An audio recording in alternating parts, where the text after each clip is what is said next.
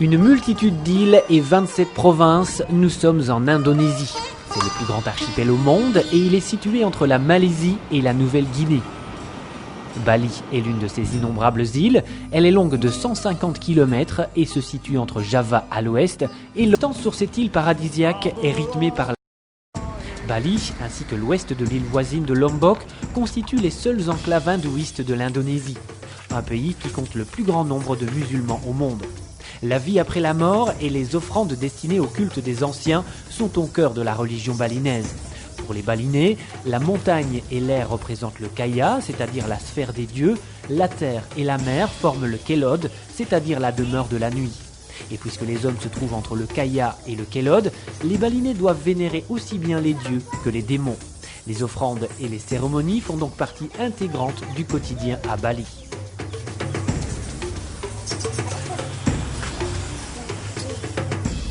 Mais Bali n'est pas seulement surnommée l'île des dieux, on l'appelle également le pays des 10 000 temples. Tanah Lot est sans doute le temple le plus connu. Il n'est pas très grand, mais sa situation en plein milieu de l'océan est unique.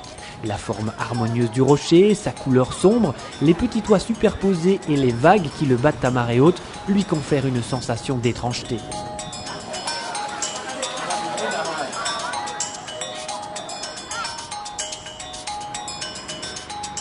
Le plus grand sanctuaire est celui de Besakih. Il s'étale sur 3 km et compte plus de 30 temples.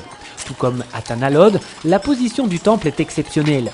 Il se situe à 200 mètres de haut au pied du volcan Gunung Agung. L'une des conditions pour y accéder, c'est d'avoir les jambes couvertes.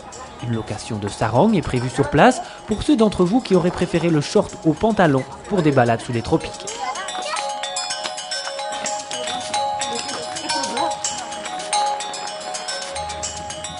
Trois quarts des Balinais vivent de l'agriculture, mais bien que la majeure partie des habitants cultivent le riz, ils consacrent aussi une partie de leur temps à l'artisanat.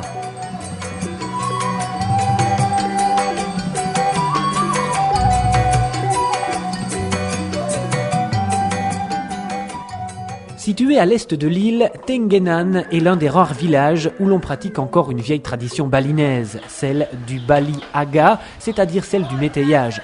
Ne soyez surtout pas étonnés si vous assistez à un combat de coqs au beau milieu d'une rue, car c'est un sport national. Il trouve son origine dans la religion. En effet, après chaque combat, le sang des coqs était donné en offrande à la terre pour satisfaire les démons.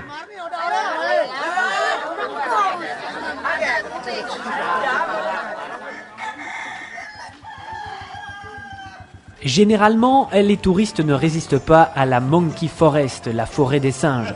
Les singes qui habitent les lieux sont quasiment apprivoisés et sont vénérés par la population locale.